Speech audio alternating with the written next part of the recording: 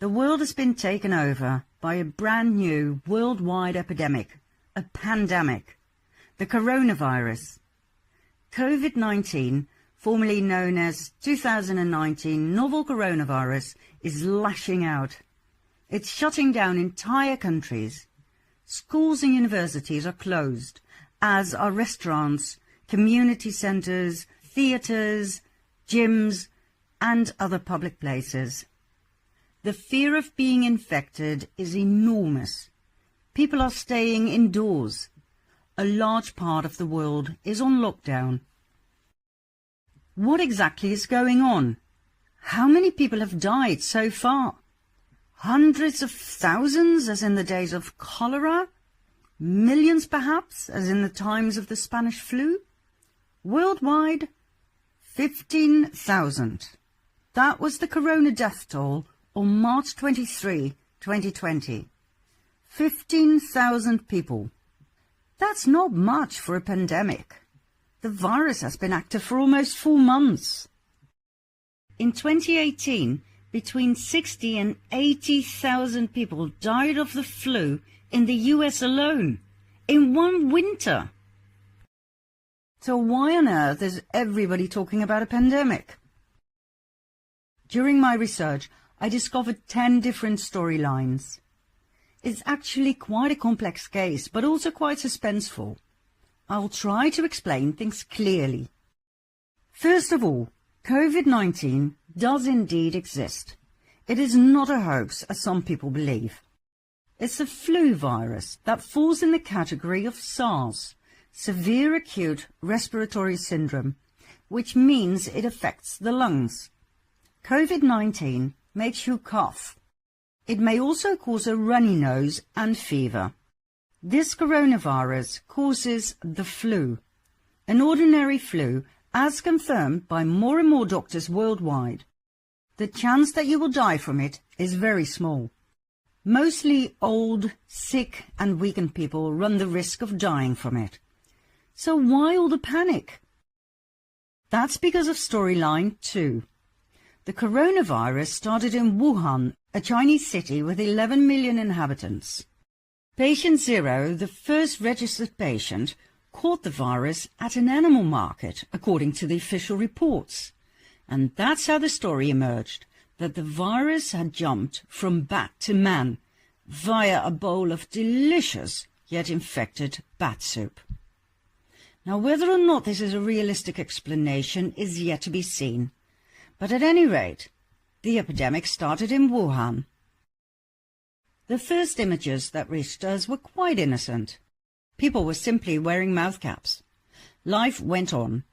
People had lung problems anyway due to the heavily polluted air in Wuhan. But suddenly we started getting these images. That estranged me. When you have the flu with a fever, you stay at home, in bed or on the couch. But these people had gone out and they just dropped dead? Anyway, the Chinese Communist government showed the world to take well care of its people. In 10 days' time, they built a brand new hospital with 1,000 beds. A pretty impressive job. Now, before we continue with this hospital and this storyline, let's quickly jump to storyline number 3. In April 2018, Wuhan was appointed by the government to become a state-of-the-art 5G city. With the usual Chinese diligence, 3,000 macro stations and 27,000 micro stations were placed. 5G was going to contribute to a super-fast wireless communication. 2019 was the year of the 5G experiments, and in 2020, everything had to be up and running. In my own country, the Netherlands, Secretary of State for Economic Affairs and Climate, Mona Keizer, lectured us about 5G's infinite possibilities. Bijvoorbeeld op het gebied van landbouwprecisie, om heel precies te weten op afstand wat er nodig is, bijvoorbeeld aan water, of te veel of te weinig, of bijvoorbeeld gebruik van pesticiden, drones die gebruik gaan maken van die technologie, crowd control. We zijn met steeds meer mensen, dus het is ook van belang dat je bij grote evenementen op een snelle, adequate manier kunt reageren op incidenten. From controlling the agricultural quota to crowd control, where insubordinates can be corrected immediately through facial recognition, think drones with cameras, 5G is the future, according to this enthused politician. Well, there are hundreds of thousands of people who are not that happy with 5G. Fact of the matter is, 5G was never properly tested on humans and animals. And the few experiments with these specific frequencies made cows go hysterical, made birds drop dead from the sky, and made people fall ill with flu-like symptoms. That's an interesting set of circumstances. Wuhan, corona flu, and 5G flu symptoms? Now, of course, this can all be a coincidence, but the skeptic in me became activated upon hearing this. Could it be that the coronavirus is used to wave off 5G complaints? No, madam, there's no way 5G can cause these symptoms. 5G is completely safe. You're simply infected with a coronavirus. No annoying citizens. No lawsuits or damage claims. Right, let's go back to the previous storyline. What exactly did happen in Wuhan? The following videos reached us.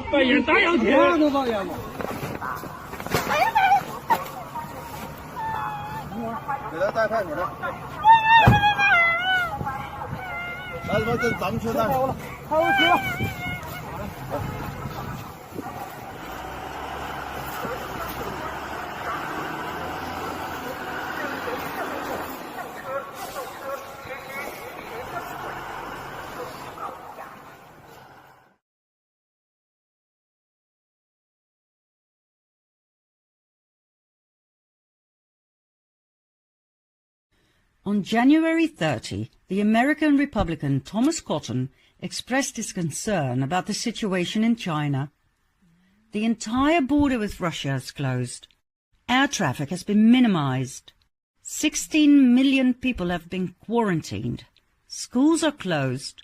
Hong Kong has been cut off from the mainland. And he said, this coronavirus is a catastrophe on the scale of Chernobyl for China.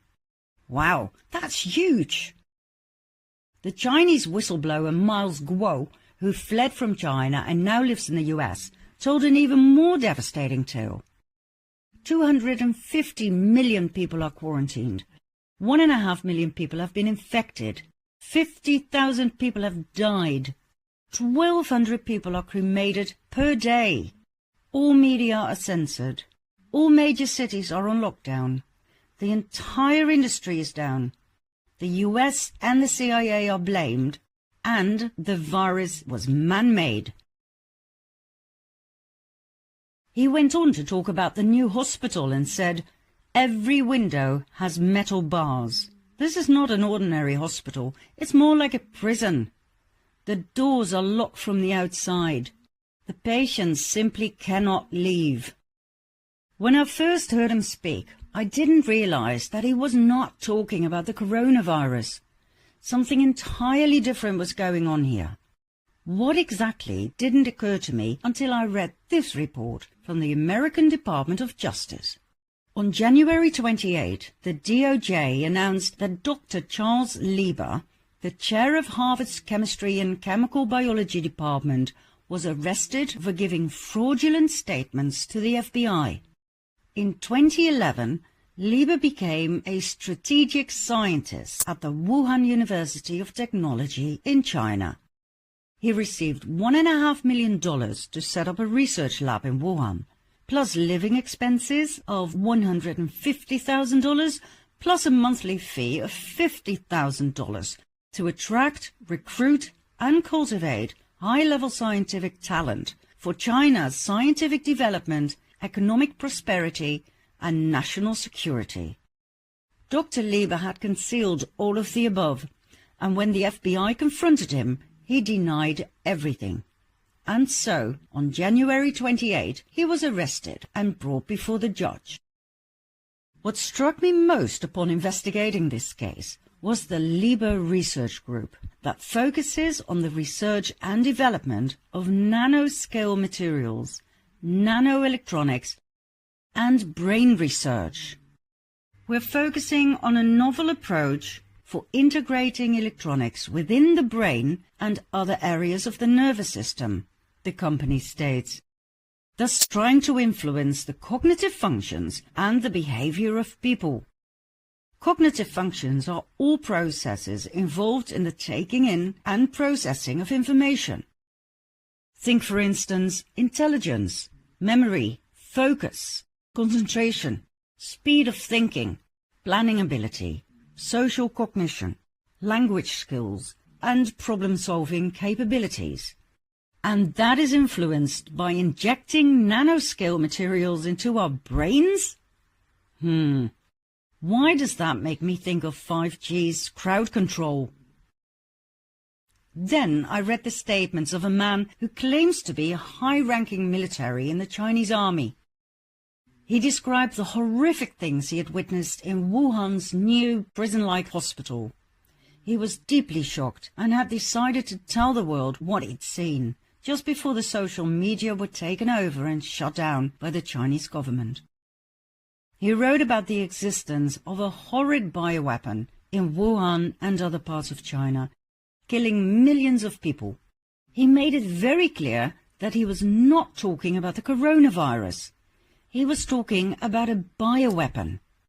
It was developed to suppress the Hong Kong protesters who had been roaming the streets since March 2019. The Hong Kong protests were peaceful. Millions of people were singing songs of peace, and they pleaded with the American President Donald Trump to support them in their efforts to gain more freedom.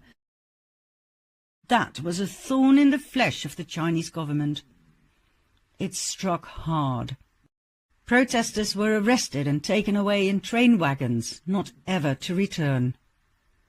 Desperate families sent videos via Twitter and Facebook, begging other countries to intervene. The protests continued.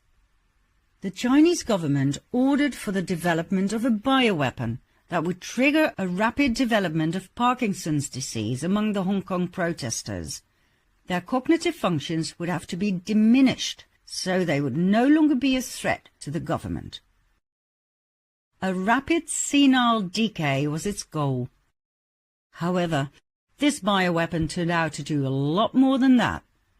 The first experiments did show perfect senility, conform the plan, but it subsequently caused horrific psychoses, anxiety attacks that never stopped.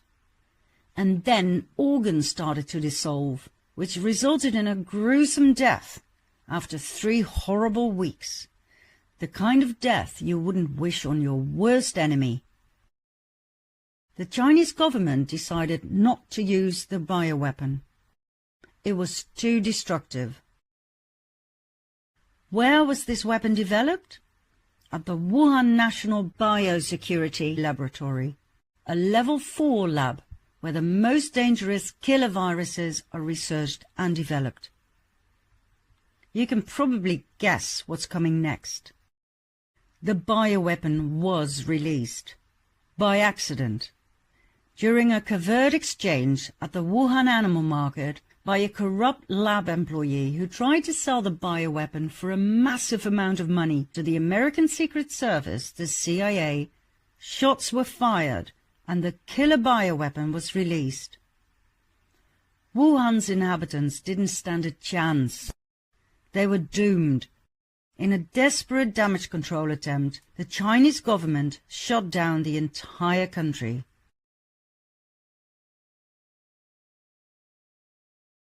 According to our high-level whistleblower, the hospital was hell on earth with 3 departments. The first for those in senile decay, the second for those in psychosis, and a third for those who had died and were thrown into enormous furnaces to be instantly cremated, hoping the bioweapon would disappear in the flames. Is this horrid account true? Time will tell. For now, I deem it possible, bearing in mind the activities and Chinese connections of Dr. Charles Lieber. Right now, Wuhan is a ghost town with empty streets. People are locked up in their homes, their doors soldered shut.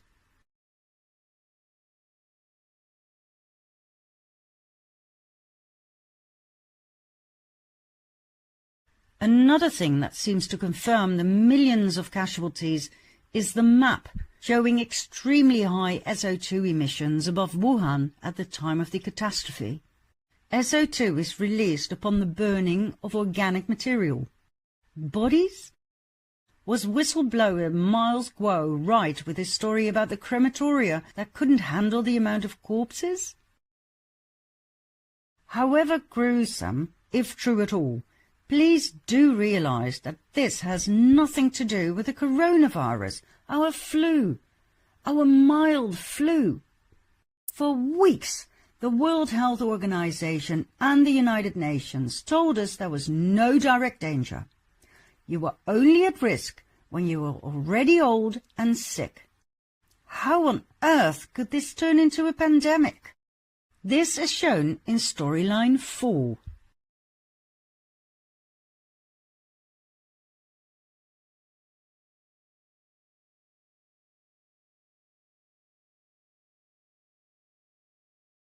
In order to understand number 4, I will briefly explain something about viruses. Some viruses only infect animals, such as ticks, cats and bats. Others infect human beings. Some viruses cannot jump from animal to human being. Those who can are called zoonoses. They have a specific receptor binding domain with which they can enter the human cell through the so-called ACE2 receptors. Now don't worry, I'm not going to bore you with jargon. That is not my intention with this documentary. I have asked medical doctors, virologists and DNA scientists several questions, and I will explain in a clear and simple manner what they told me. The official narrative that patient 0 was infected with COVID-19 by eating an infected bat is absolutely false. Why? Because the virus would, first of all, have to jump from bat to man, then it would have to reproduce and feed off human cell material, which is impossible for it's fully adjusted to bat cells, and then, step number 3, it has to become contagious. Those 3 steps do occur in nature, don't get me wrong, but it takes time. Especially step 2 is a problem. After all, the virus cannot survive without a host, in this case the bat. His entire protein sequence is attuned to bat cells. That's what the virus needs for food and for reproduction. Bat cells. When the virus jumps from bat to human, its problems are huge. First of all, it has to be able to enter the human cells. Then it has to get acquainted with its new host, the human being, so that it can actually eat its cells and start to multiply, after which it can become an irritating, contagious flu virus. This takes time, a lot of time. We're talking about the natural evolution of a virus. But that time wasn't there. COVID-19 was suddenly there, out of the blue. According to the officials, it jumped right out of a dead bat into a human being. And voila, there it was, highly effective and contagious. This is absolutely impossible, according to the experts I talked to. Then why are the World Health Organization and the United Nations spreading this insane tale? According to my professional sources, the virus must have been tampered with. Protein engineering, they called it. Not a naturally evolved virus, but an intentionally altered virus. To be precise, the protein sequence of this virus had been altered over a long period of time in human cells or in human guinea pigs. Was the discovery of patent number US 10-130-701-B2 granted to the British company Ossebaard on November 20, 2018 for the development of a coronavirus, as posted on several social media, was that of any interest at all in this case? No. According to my sources, COVID-19 had nothing to do with that patent. And yet, Ossebaard did provide a lead. Because of the wrong track of this patent, I stumbled upon Ossebaard's financial benefactor, Bill Gates, our billionaire from my previous documentary about the fall of the cabal. Our great philanthropist, Bill Gates, well known for his vaccination program. When we look at his investments, and thus his financial interests, it is clear that Bill Gates is everything but a philanthropist. He invested over $200 million in large pharmaceutical companies, giving him great financial interest in the production of vaccines and drugs.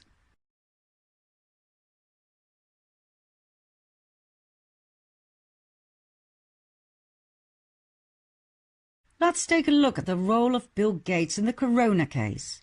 In February 2020, it was announced that Moderna, an American biotechnology concern, has started working on an experimental vaccine.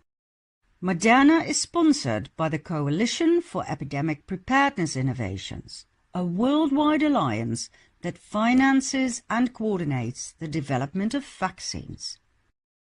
In order to make the corona vaccine as fast as possible, Moderna is now collaborating with Inovio Pharmaceuticals, Wistar, VGXI, a subsidiary of Gene One Life Science, and Twist Bioscience.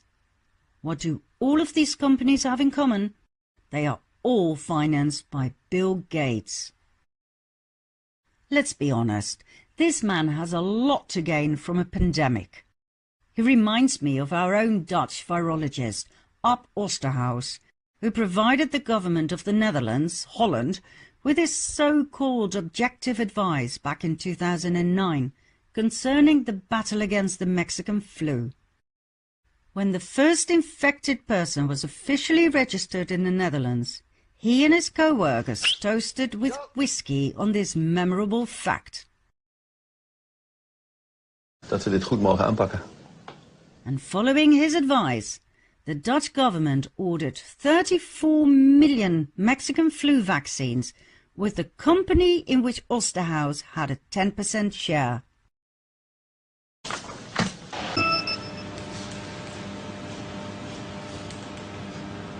Net na 12 uur gisteravond heeft VWS een order geplaatst voor 34 miljoen doses. Succes.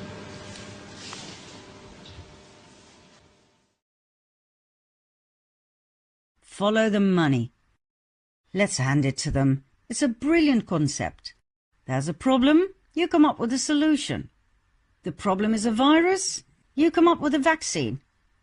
The greater the problem, the greater your profit. And why not exaggerate the problem a bit? Use your connections at the WHO and the UN to spread a highly overrated message of fear into the world via the mainstream media, where you have lucrative connections as well, and the big bucks come rolling in.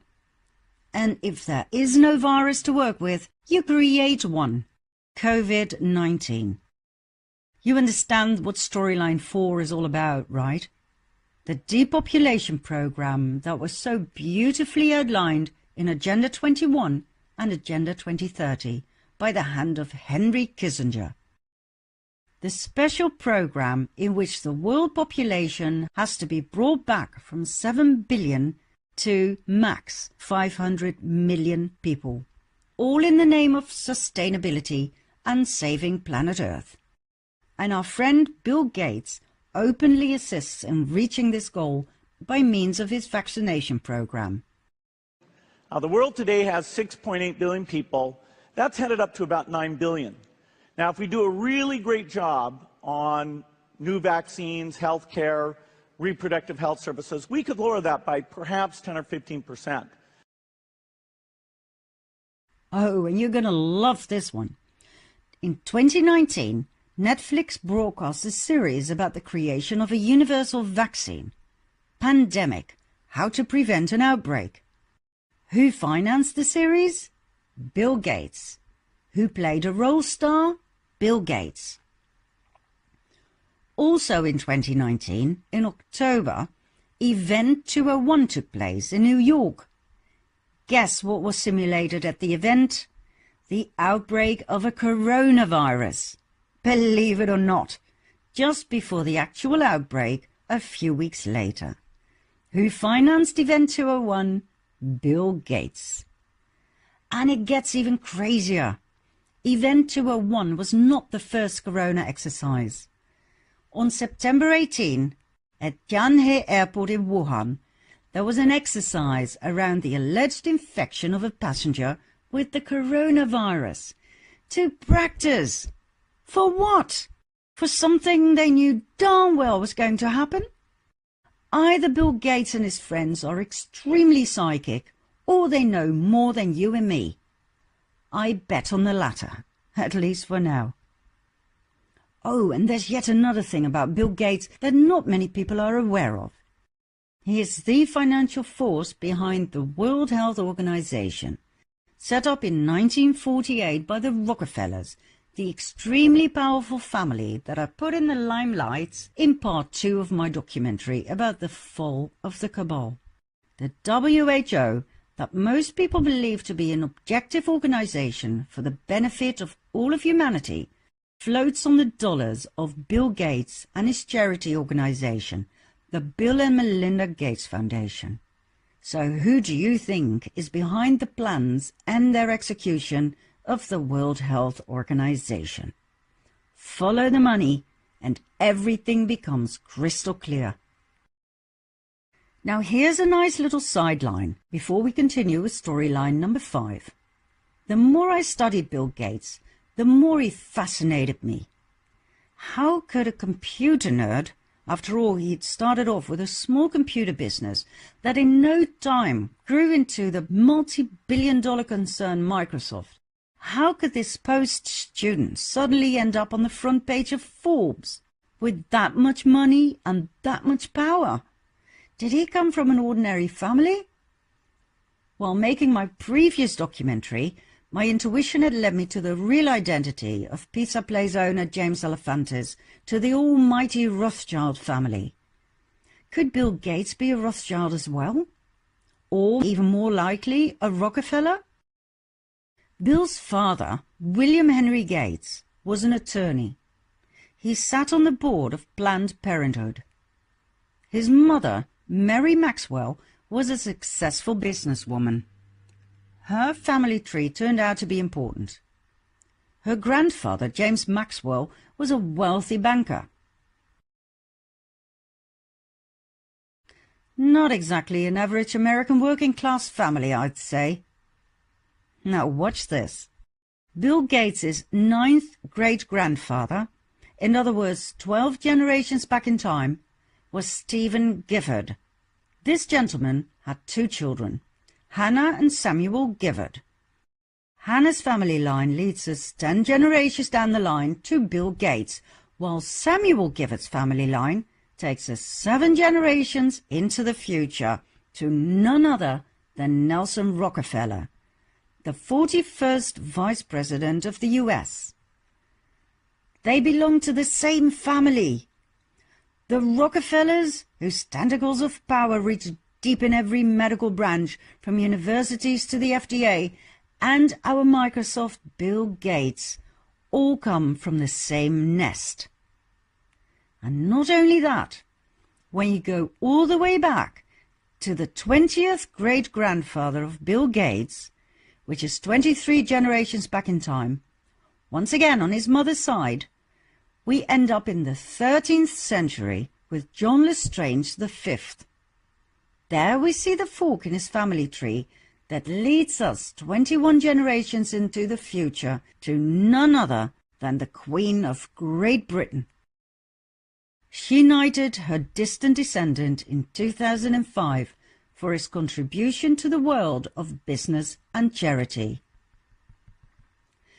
Now, many people will say, sure, if you go back in history that far, we're probably all related to each other and to the Queen of England.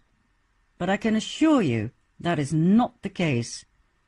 I invite you to study genealogy. My family tree can be traced all the way back to the 17th century, and there's not a drop of royal blood, nor am I related to Bill Gates. So, Bill Gates is not just anybody. He was born in a full-blood cabal family and grew up with only one goal: to take his place in Henry Kissinger's depopulation program. From the moment he was born, his destination was set in stone. He was to become the face of the vaccines. Vaccines that we know contain mercury, a heavy metal that is stored in our brains where it causes Parkinson's and Alzheimer's disease. Vaccines that caused incredible misery in countries such as India. Vaccines that were made as a solution to a problem that had been created in the first place by the same people of power and money, the Gates/Rockefellers. Vaccines that were created by supposedly independent pharmaceutical companies, each and every one of which were financed by the Gates/Rockefellers. Do you see a pattern emerge? The corona flu virus was made and turned loose on the world. It's a common flu, but it was used by the cabal as their trump card. No pun intended. A pandemic! The mainstream media are shouting off the rooftops non-stop.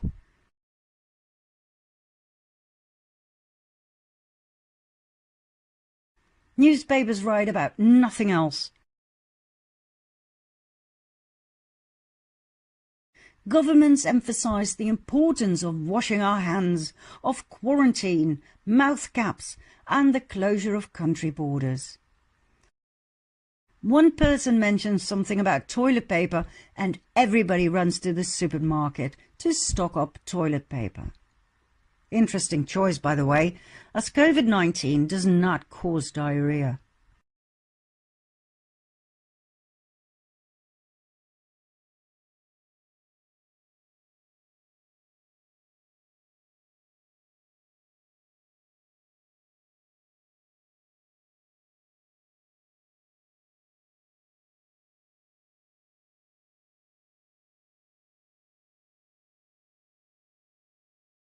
The people are so easily manipulated, it's scary. Fear has taken over. No one seems to be able to think logically anymore. The mind, too, seems to be on lockdown. Henry Kissinger said it loud and clear.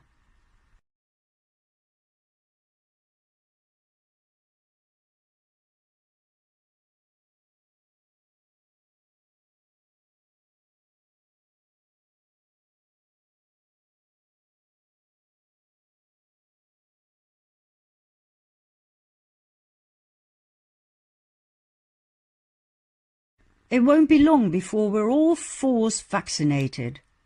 I wonder what else will be in those vaccines, apart from mercury. Why do I think about Dr. Lieber's nanotechnology? Remember? The cognitive influences? The behavioral influences? Oh, thanks, but no thanks.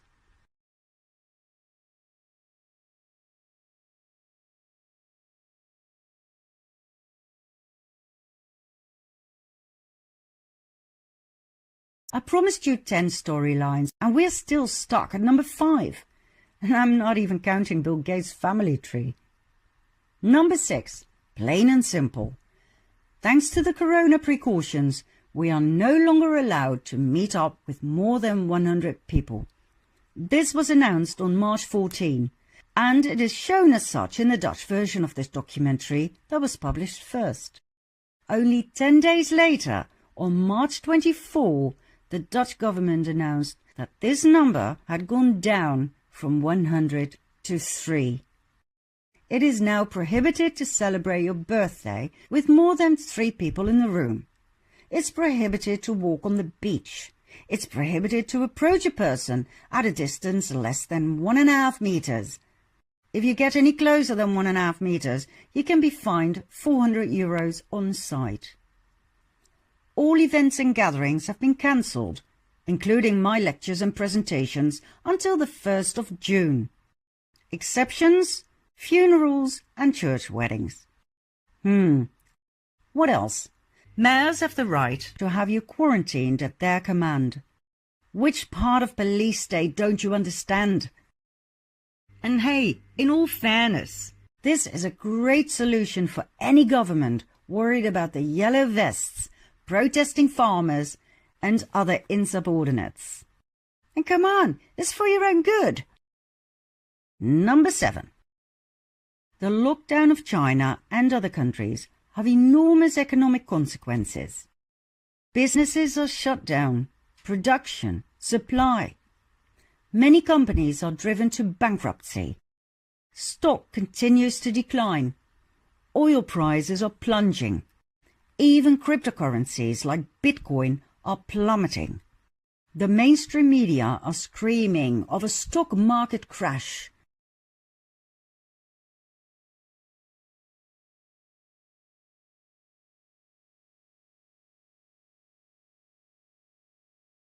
Shares are sold in a panic. Once again, a great advantage for the cabal. Donald Trump will be blamed for this misery. Guaranteed. The cabal will do anything to prevent him from being re-elected. An economic drama is most welcome. The fact that Trump had actually revived the American economy with, among others, the creation of 6.5 million new jobs will soon be forgotten. Storyline number 8. And this is where we get to an interesting twist in our story. Believe it or not, the coronavirus can also be regarded a blessing. A blessing in disguise. I will explain. I believe that the entire negative corona story was created by the cabal to influence the presidential elections, so that Trump would disappear off the stage and they would regain power and control, going back to their new world order.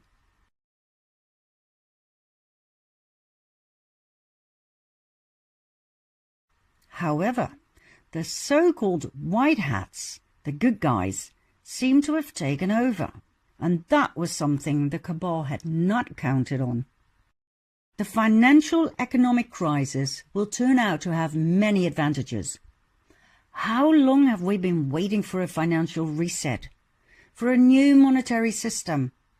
Do you really think this can be implemented without a struggle? Of course not.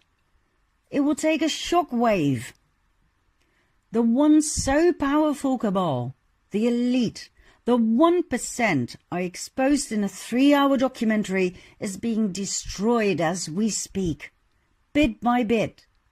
Corruption, money laundering by governments and politicians through their non-governmental organizations, high treason by selling national security secrets, and even 20% of the US radioactive uranium to Russia, See part 9 of The Fall of the Cabal about the Rosatom deal of Obama and the Clintons. Everything is coming to light. Human trafficking, child sex trafficking. They're draining the swamp. A financial reset will follow. Guaranteed. The first signs are already there in the US. People are allowed to delay the down payment of their mortgage due to the coronavirus. That's never happened before. Interest rates have gone down to zero. The utterly corrupt Federal Reserve is now being restructured by Trump. And following the Fed, all central banks will bear the consequences, including the European Bank, the Bank for International Settlements, and the International Monetary Fund. The German National Bank is bankrupt. Other banks will follow soon. This may come across as scary, especially when you have a lot of money in the bank. But it's absolutely necessary to come to a new financial system. Only then can equal distribution arise. Only then can the abundance that we live in this world flow towards the 99% instead of the pockets of the 1%. Income tax will disappear. Value-added tax will be adjusted. Everybody will profit except the cabal.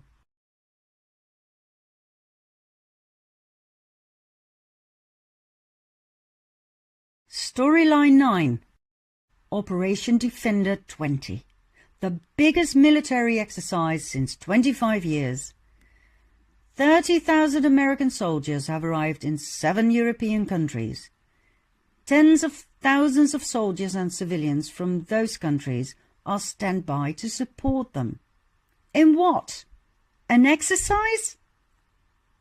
The funny thing is, these soldiers don't wear mouth caps and they have no problems crossing the closed borders. What are we looking at? Furthermore, we heard the news that quite a few high-placed officials have been infected with the coronavirus. Canadian Prime Minister Justin Trudeau's wife now has COVID-19. Her husband decided to self-quarantine. Queen Elizabeth fled Buckingham Palace for fear of the coronavirus. What a strange decision. I thought a palace would be a rather safe place. Our Dutch king Willem-Alexander and his wife Maxima will be tested for the virus, as they came in contact with infected people.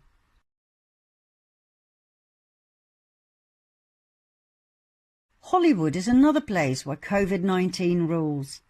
Top actors such as Tom Hanks, his wife Rita Wilson, Orlando Bloom, Katy Perry, Ellen DeGeneres, even Harvey Weinstein in prison. They are all down with the virus. Hollywood has gone dark.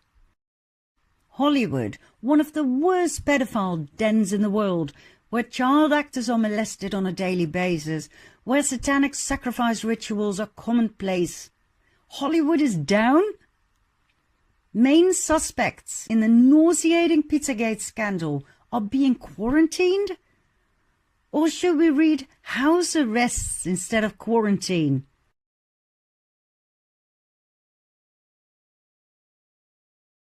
Or simply arrests? Are we looking at the mass arrests that the QAnons have been waiting for so long? COVID-19 furthermore seems to have a preference for ministers, top athletes and CEOs. In short, it seems to have a preference for people with a 6-figure salary, which of course is completely normal. All of a sudden, 60 Italian priests have died of COVID-19. Remember Trump's statement about child sex offenders? Fast trials, death penalty. Let's move on to our final storyline. In Wuhan, China, adrenochrome is produced. Remember from my previous documentary? The blood that the cabal drinks to feed on and uses as live elixir is produced in and sold from Wuhan, the city where the coronavirus emerged. Could it be that this adrenochrome has been infected intentionally with this virus by the White Hats? Or with something else? Something more lethal? To bring down the cabal? Have the cabal virus victims really been infected with COVID-19? Have the priests really died from it? Or were they executed for their pedophilic crimes? Is the entire corona infection nothing but a distraction for the public? At this moment in time, I cannot wait any longer with the presentation of my research findings. All my lectures in March, April and May have been cancelled. By means of this documentary, I can still share my current findings with the world. What do I expect to happen? That which millions of QAnons have been yearning for over 2 years.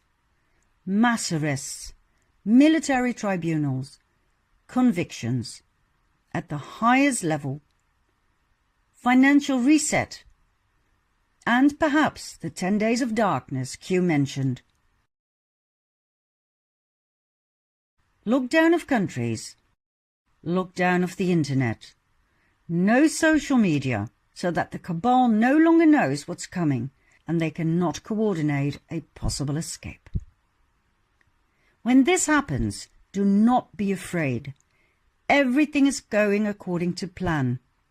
Operation Defender 20 is there to protect citizens against their corrupt governments that will spare no one in a final attempt to remain in power. I would not be surprised at all if we're told pretty soon that we cannot leave our homes any longer. My advice? Comply. In public places, idiots can open fire. At home, you're safe. Have a great time with your family. Enjoy your spring garden, the daffodils and the tulips, the beautiful singing of the birds. Everything will go on, just on a smaller scale. Q said, done in 30. If that means 30 days, this exciting phase will end on Good Friday, April 10. Realize that this is a unique time in the history of mankind. The time when the suppression of the people that has been going on for thousands of years will come to an end. This is the liberation of the people. This is the transition to a new earth, the 1,000-year kingdom of peace, the new Jerusalem on earth, as described in all ancient sacred texts. You are witnessing it, so enjoy to the fullest. There will be a time where you can say to your grandchildren, I was there, I lived it. God, it was so suspenseful. We had no idea what a wonderful world was awaiting us. Where we go one, we go all.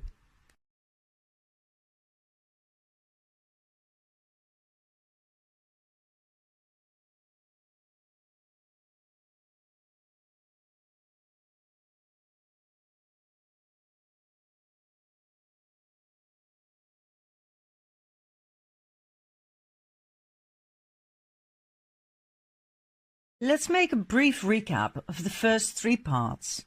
COVID-19 is a flu virus. It was made in a lab as yet another attempt by the cabal to manipulate the people into their goal, forced vaccinations. One should wonder why a man like Bill Gates, who openly promotes reducing the world population, gladly offering his vaccines to get there, at the same time shouts off the rooftops that everybody must be vaccinated against COVID-19 in order to save lives. I thought he wanted less people, not more. Whatever will be in his corona vaccines, apart from the usual heavy metals, remains to be seen. But I would not be surprised if Dr. Lieber's nanotechnology will be part of it. Remember the influences of our brains and our behavior? Definitely not something I'm yearning for. As we saw in part 1, the drama that took place in China had nothing to do with the coronavirus. What happened there was the result of a gruesome bioweapon. Thanks to the immediate lockdown, the devastating effect of this weapon remained within China's borders. The rest of the world is stuck with a flu virus. quite likely manufactured with the money of Bill Gates, a Rockefeller descendant who bought power and influence in every branch of medical science. The World Health Organization, too, floats on the dollars of Gates/the Rockefellers. Due to the billions of dollars that circulate in this giant, you can rest assured that the WHO is neither objective nor reliable. I'm sure there are many people working for the WHO in good faith, but as they have been educated by the Rockefeller universities, see part 2 of my documentary about the fall of the cabal, therefore absorbing and accepting study material that was promoted as the truth by the same powerful cabal family, their opinion in the COVID-19 case too is tainted and thus unreliable. So, what is the situation like at this moment? Well, it's interesting to say the least. According to the authorities, it's a war zone. But according to the people on the ground, it's actually not that bad.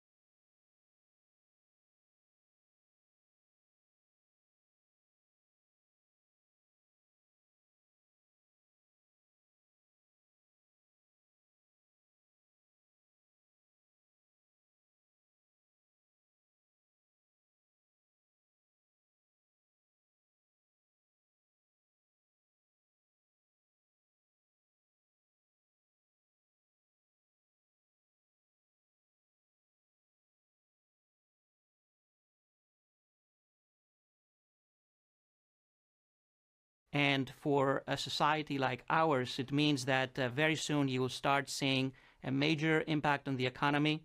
We already see that. If the economy is ruined, you have unemployment, you have poverty, you have bankruptcies, you have lots of diseases that are associated with this sort of social and economic disruption. We have strong evidence that that can lead to an increase in depression, in anxiety, in suicides, in heart attacks, in common things, in things that cumulatively could have a much higher impact on deaths compared to what SARS-CoV-2 can achieve on its own.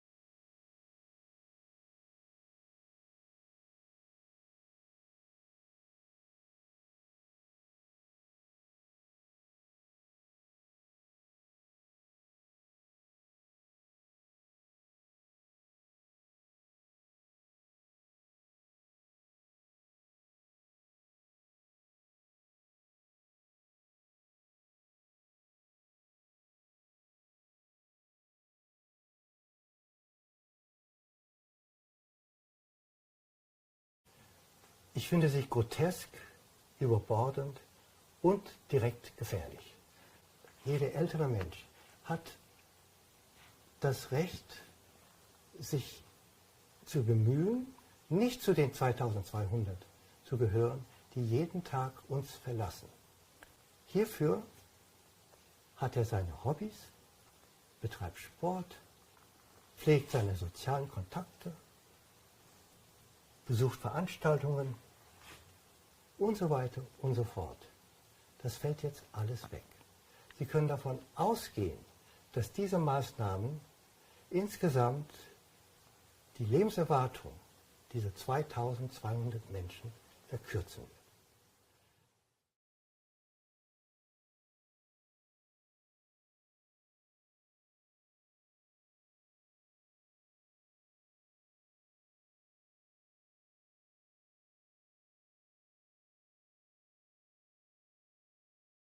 Also an der Geschichte sehen Sie schon, dass dieser Test sehr unzuverlässig ist. Das ist ein PCR-Test, also ein Test auf PCR-Basis, wo falsch Positive vorprogrammiert sind. Das heißt, wenn Sie ein Molekül von irgendwas haben, kann der schon positiv reagieren. Das heißt ja nicht, dass der Patient dann krank ist. Das heißt noch nicht einmal, dass er das Coronavirus tatsächlich hat.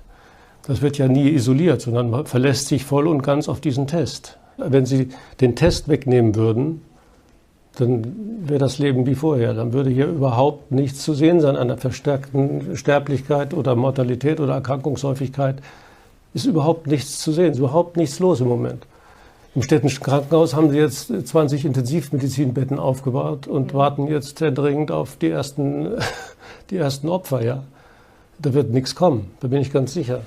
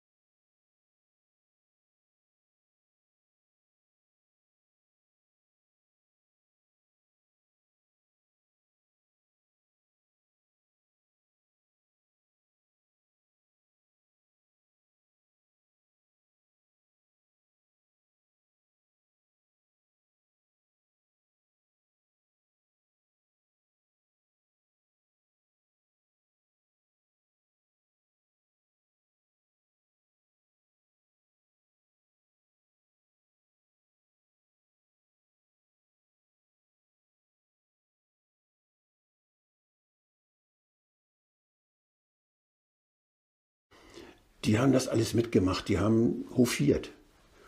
Und so werden jetzt auch die Politiker hofiert von vielen Wissenschaftlern. Wissenschaftler, die wichtig sein wollen in der Politik, weil sie Gelder brauchen für ihre Institute. Wissenschaftler, die dann in diesem Mainstream mitschwimmen und die auch was haben wollen. Wir können auch helfen. Wir haben eine App und wir haben ein Datenprogramm, wir können das machen, da gibt es ganz viele, die sagen, hier, wir wollen da auch helfen. Das heißt, sie wollen auch Geld verdienen damit, wollen wichtig werden damit. Aber da fehlt bei uns so diese nüchterne Betrachtungsweise, die einfach mal fragt, und woran habt ihr das erkannt, dass es gefährlich ist? Wie war es denn vorher? Hatten wir das nicht letztes Jahr auch schon? Ist das überhaupt was Neues? Das fehlt. More and more medical doctors speak up and tell us about the faults in the official narrative. They talk about the lack of data, that there simply isn't enough information to come to any conclusions. They point out that numbers are incorrect, that tests are unreliable, and that the social consequences of the lockdown will be far greater than the virus. Is it wise to isolate people? To shut down entire countries?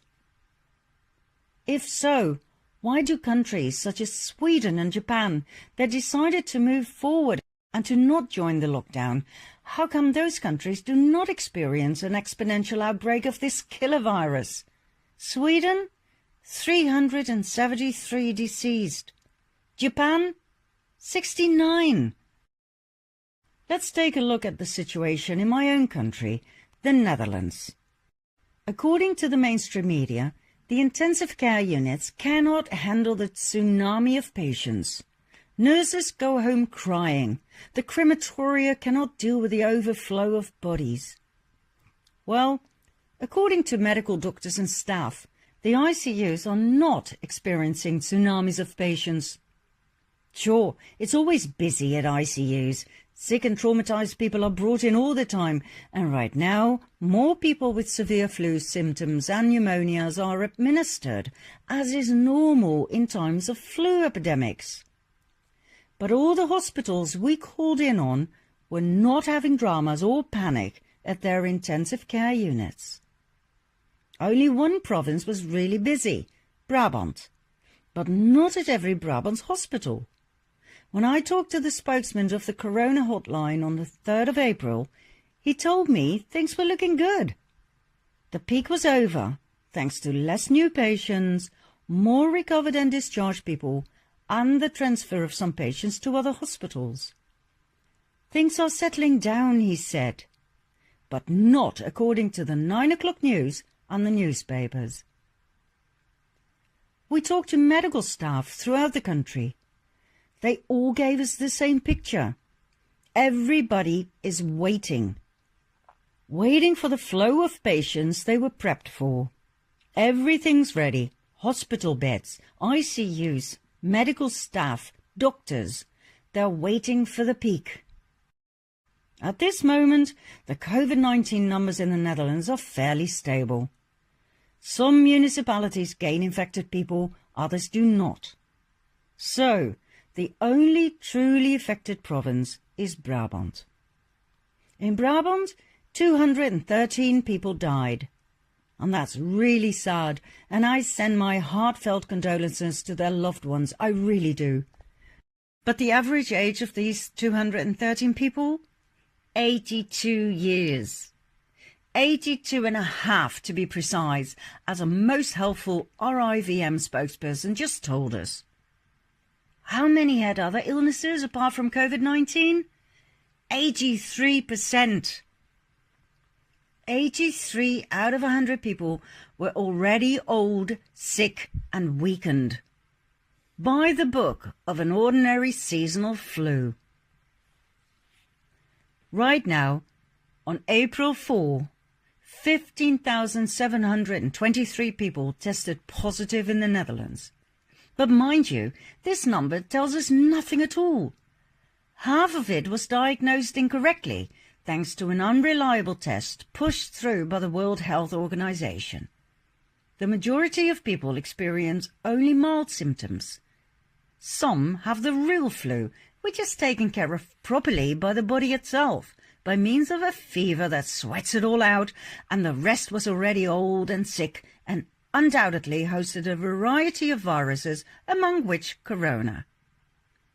Apart from that, this official number, 15,723, is cumulative, everything added together. The recovered people are not subtracted. Why not? According to the RIVM, because they don't get this information from the hospitals.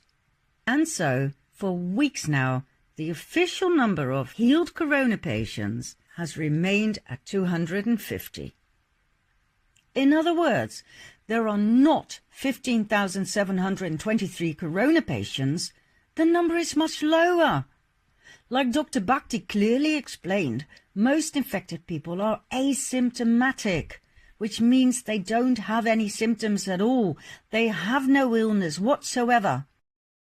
Why on earth are they even in the statistics? Furthermore, a lot of people have recovered. Not just the 250 the authorities mention, according to the medical doctors who do the real work in the field.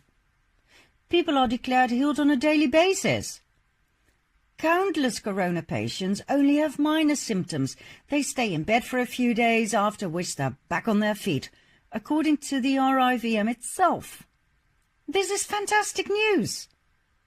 But instead of headlines like, so and so many recovered patients have left the hospitals, the mainstream media choose headlines like these.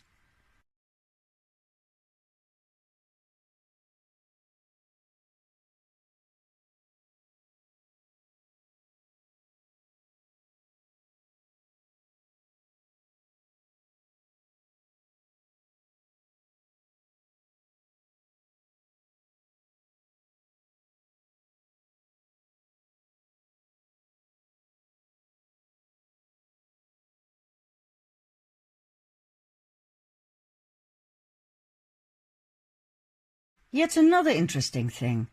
Let's have a look at the average amount of casualties due to respiratory diseases. After all, COVID-19 belongs to the SARS family, illnesses that affect the lungs.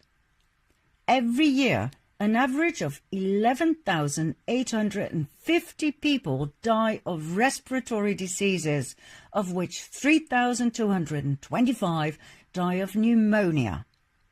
COVID-19 pales in comparison.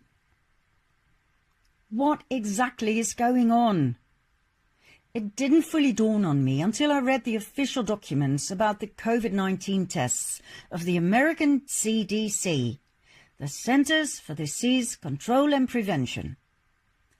It describes how doctors should test people for the virus, the procedure, how to send the samples, etc.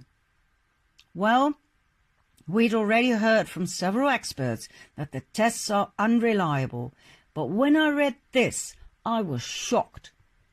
On page 34, chapter limitations, it reads, "This test cannot rule out diseases caused by other bacterial or viral pathogens." Say what?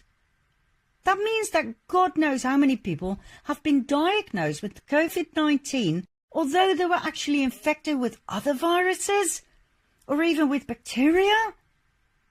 How many medical doctors are aware of this? I suspect not that many. Why not? Because they are simply too busy to read all of these reports in their small print. Because they blindly trust the authorities that cannot be trusted, as too much money and power are involved. Do you realize what we're dealing with here? Fraud.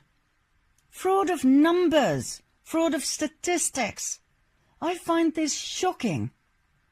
I may be naive, but this is not right. Every bronchitis, every pneumonia, every asthma attack can and will now be diagnosed as COVID-19. Medical doctors rely on tests that are not reliable, as openly admitted by the CDC, so they cannot be sued. The official corona data are corrupted. The entire situation is exaggerated to the point of insanity. Even if the official numbers were correct, they are not high enough to turn the whole thing into a drama. Let's have a look at the casualties of 2 years ago, shall we? When nobody was talking about a pandemic? In the US alone, more than 60,000 people died of the flu in one winter. In 2018, 40,000 people died in traffic in the US. 48,500 people died by suicide. 170,000 people died in unintentional injury death. 610,000 people died of cancer, of which 154,000 of lung cancer, mostly caused by cigarettes that are still for sale at every corner of our streets. But in the case of the corona flu, countries are on lockdown. Public places are closed. We are not to approach each other any closer than 1.5 meters. We are not allowed to form groups any bigger than 3 people.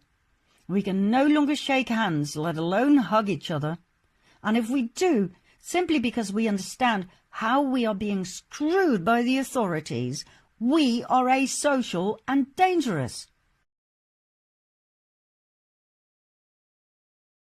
For those people, there are now whistleblowers hotlines. And guess what? There were countless people who called them on day one. I guess we cannot wait to betray each other. Have we learned nothing from our past?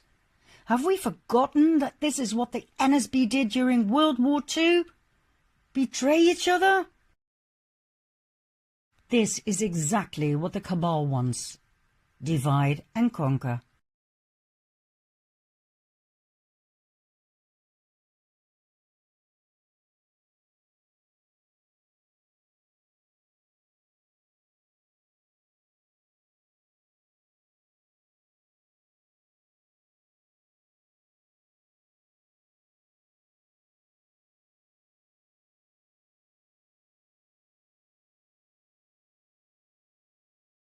as old as humanity itself, divide and conquer.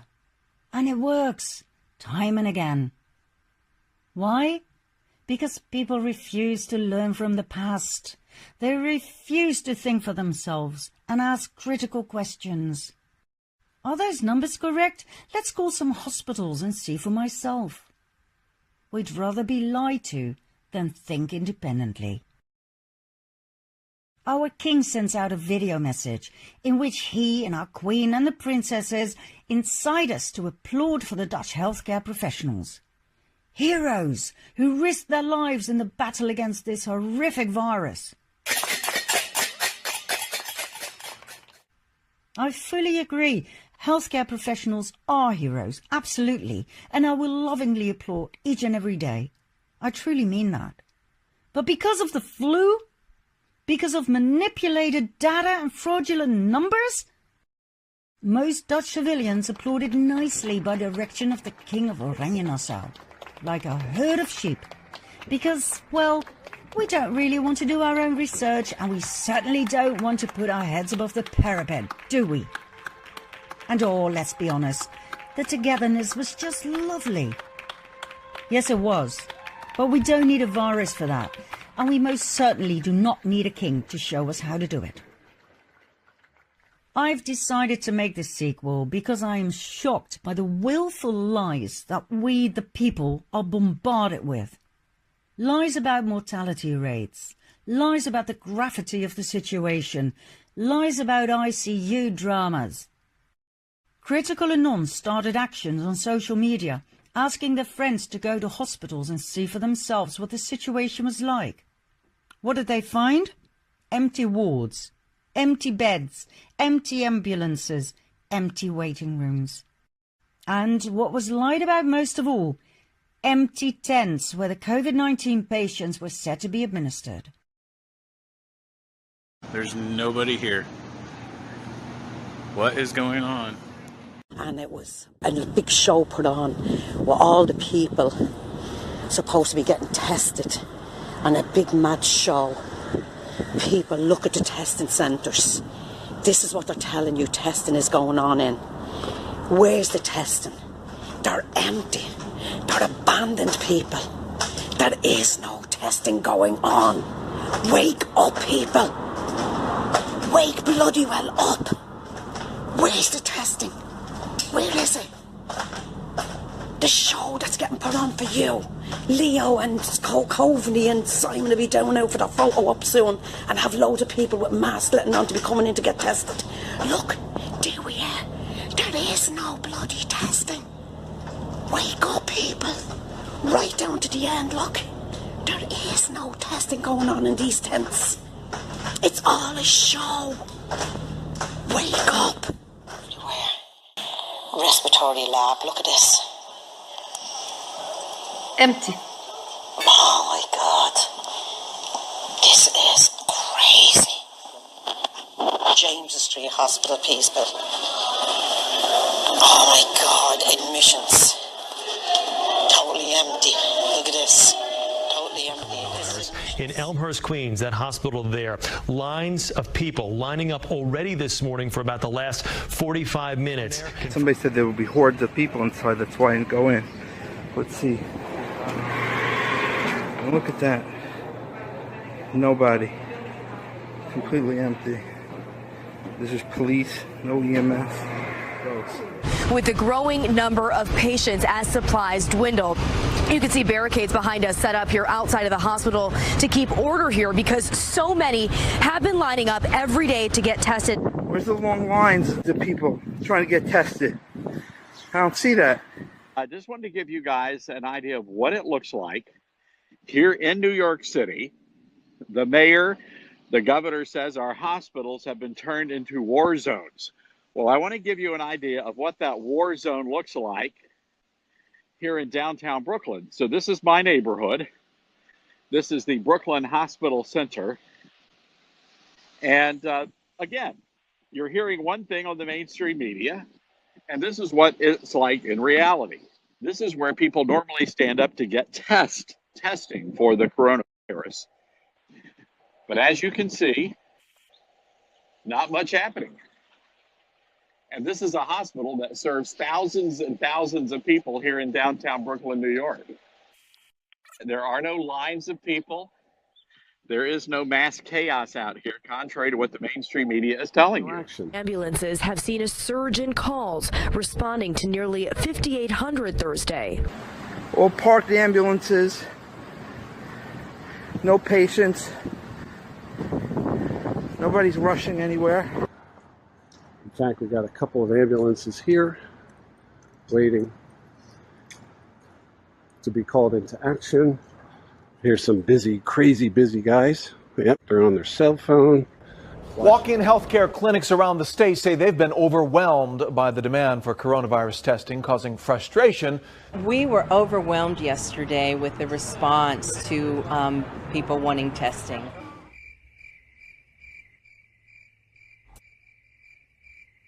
Night after night being told there are these long lines of people being managed at the urgent care, that they're being overwhelmed. Some waiting as long as 4 hours. Actually, the president or CEO of urgent care, while I was in front of the place, was telling me, we're doing the best we can, managing these massive lines. I'm like, I'm here, lady. And there's no lines. So are these the overwhelming lines that you guys have been lying to the people of Hawaii about? I'm a journalist, and this is going to be a column that's going to be read nationally. About how you're lying, that there are massive lines. I never said there were massive that you're doing. We were overwhelmed yesterday with the response. You tested 25 people here yesterday? You said that. You didn't test 25 people. Okay, you're videotaping people. No, I didn't. No, I didn't. I got nobody going in. No.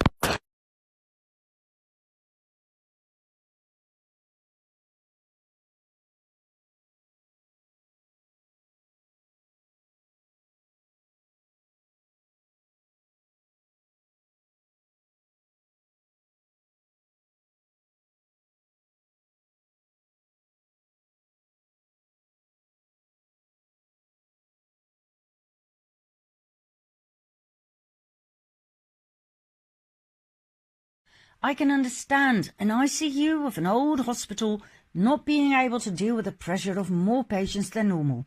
I can fully understand the situation of not enough beds, of bad management. But willfully lying to the public? Why? To spread fear? And why on earth on this scale? Why do men in white suits appear right after an intoxicated homeless man was taken away by the police to put up papers that said this man had died of COVID-19? Who sent them? The homeless man that we are told that just died, we've just seen the police take him away to the hospital. I'm filming this now. And you're lying to us, spreading fear, telling us that this man died. And he's just been down there and saw that he is not dead. He has just been taken to the hospital by the police. He spoke to both the police and the homeless man. That man was a bit drunk. He asked him if he was okay and he was fine. This was 5 to 10 minutes ago. And now you're coming up here, spreading lies and fear and telling me this man is dead and he is not dead. This man is not dead. Take them letters, take them somewhere else, because that man is not dead. I've been feeding that man. Wait. He's lying. Can I ask you to stop filming? Can I ask your name? I'm from One Housing. You're from One Housing. Can I ask your name? We have just seen the police take him to the hospital 5 minutes ago. You are liars. You are spreading fear for no reason. No one died in this building today. Nobody died. What time did you get this report? Can I just ask? About a couple of hours ago. A couple of hours ago, but we've literally saw this man taken away 10 minutes ago, healthy. That's fine. Now that you've told us that, we will go on. Can I ask who gave you the report that this man was dead? It's fed from One Housing. From One Housing. One Housing told you that this man was dead, so you came round in your suits to spread fear amongst. Look at them children in there, and you're spreading fear amongst all. What the hell is going on here? Why are the mainstream media spreading deliberate lies about lines of people that aren't there, about temp dramas that aren't there either? I furthermore decided to make this sequel because I am shocked by the social consequences of the corona pandemic lie.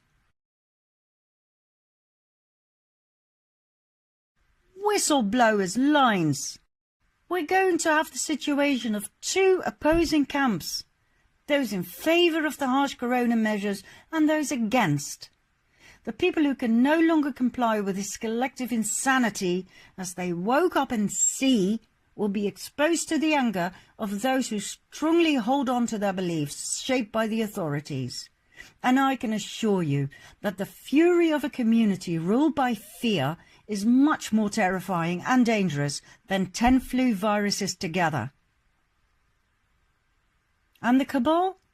They laugh and laugh and laugh. Divide and conquer. Everyone who opposes the corona measures can now be arrested. When you recommend the use of vitamin C against corona, you risk a large fine.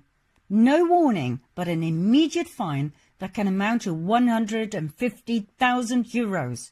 It is prohibited by law to recommend vitamin C. Everyone who invites more than 3 people at their home can be arrested. Everyone who reopens his restaurant as to avoid bankruptcy will be fined to the point of bankruptcy, and he'll go to prison on top of it.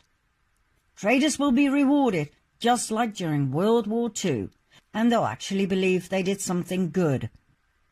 If it's for the cabal to decide, the authorities will keep shouting off the rooftops that COVID-19 can only be overcome when everybody is vaccinated. And the woke ones amongst us, those who went looking for the truth, who came to different conclusions and who do not want the COVID vaccine, will get the worst of it. Oh, it won't be that bad, is what I hear people say. Really? Well, what can you do? Demand a referendum? They were abolished. In 2018, the referendum was abolished after the Dutch people did not want something their government did want. The result? The Dutch government pushed it through and got rid of the referendum. There are still many people in my beautiful little country who truly believe the Netherlands to be a democracy. Forget it. It's a police state. If you don't believe me, look up the definition of a police state and compare it to the Dutch state of affairs. It's not rocket science, you know. The police will now deploy drones with cameras and facial recognition software in order to find and prosecute the liabilities in our society. It's already done in China. But hey, people say, that's not going to happen here. We're no communist country. No, we're not. But we're no democracy either. Not anymore. How bitter is it to be called tin-foiled hat by people who are convinced their government would never do anything to harm them? How on earth are we supposed to deal with that? What to say? Where to start? The same people still believe they can call on the Dutch constitution in case things do go wrong. How naive. I suggest they talk to a lawyer. They will explain the Constitution was never any good to civilians. I will quote an expert on this matter. The Constitution is a piece of paper that is of absolutely no use whatsoever to civilians. It was set up by policymakers who can and will adjust it when it serves them. The same skeptics who think they see things clearly do not know that the Dutch Constitution has been subjected to the European Constitution, the United Nations and the World Health Organization since 1953. Every Dutch citizen is subjected to the whims of the European Court and these cabal institutions. And when they say you should be vaccinated, they have the legal right to force it upon you. No Dutch constitution can or will protect you. And if you refuse, you will be arrested and vaccinated by force. Do you really think I believe in conspiracy theories? Then explain to me why at the end of March last month, contaminated test kits were intercepted in the UK? Contaminated with COVID-19. Seriously? Do you believe that was just a mistake? I absolutely believe in conspiracies. How can you not? The entire history of mankind is built on a chain of conspiracies. Every historian will attest. Unfortunately, we are not talking about conspiracy theories. These are conspiracy facts. Bill Gates is now emphasizing the importance of COVID-19 vaccines.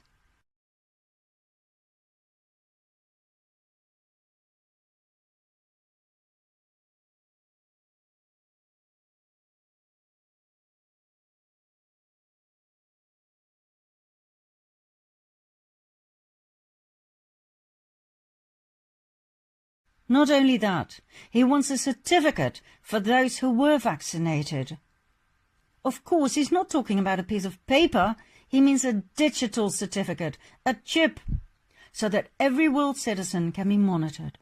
Eventually, what we'll have to have is certificates of who's a recovered person, who's a vaccinated person, because you don't want people moving around the world. So eventually there will be sort of this digital immunity proof that will help facilitate the global reopening up. In Kentucky, they now want ankle bracelets for the COVID-19 infected so that when they leave their homes, they can immediately be arrested and corrected. Ever heard of re-education camps? Go find out about Obama's FEMA camps. Ah, well, the US, that's so far away. Fair enough. How about the UK? Just around the corner? The UK just pushed through HC Bill 122. That states that the British authorities have the right to arrest anyone who is suspect of being infected with the coronavirus. Did you hear what I just said? If you cough, you might have COVID-19, which can result in your immediate arrest, after which you can be legally forced to endure a medical exam, think contaminated or at least faulty test kits, after which you can be kept in isolation for any length of time. In other words, locked up. Then the authorities have the right to tell you whom to interact with, what jobs you can have, and where you can go. Furthermore, it is now much easier to put people away in psychiatric wards. How convenient if you want to get rid of, say, people who study the fall of the cabal or who try to decode Q posts. Just put them away and sedate them. Do you realize what this means? It makes 1984 by George Orwell pale in comparison. And of course the mainstream media will say it's all nonsense. Well, I invite you to read the 319 pages of HC Bill 122. It explains it loud and clear. In the UK, a bill, by the way, is a proposed law. It is now in the hands of Parliament, and I just wonder how long before it's pushed through with nobody noticing because everybody was too busy making a drama out of a flu virus.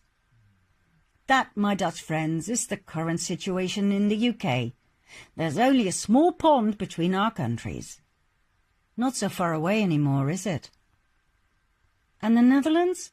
Apart from drones with facial recognition cameras?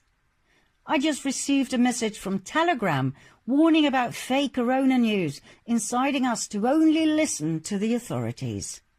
5G is now being pushed through while nobody is watching. Streets are empty, schools are closed. Everybody needs to keep a distance, except for the 5G engineers. Loads of Dutch people are against 5G, but what can you do? Demonstrate? You can't any longer. A referendum? They don't exist anymore. The majority of the people are living in fear. Fear for COVID-19. They don't have a clue that in reality they should be afraid of their own government instead.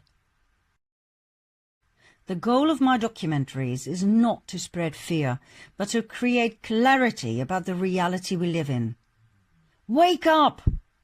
Accept no more lies. Think for yourself, independently, and take action. In my 10-part documentary, The End of the World as We Know It, The Fall of the Cabal, I have shown what we are dealing with here. Is there hope? Yes, there is. There always is. Anyone who lives in fear is blind. Blind for the most beautiful developments that grow every single day. Blind for the signs in the fields and the skies as the hope is prophesied a brand new era of peace. However, we the people will have to make it happen.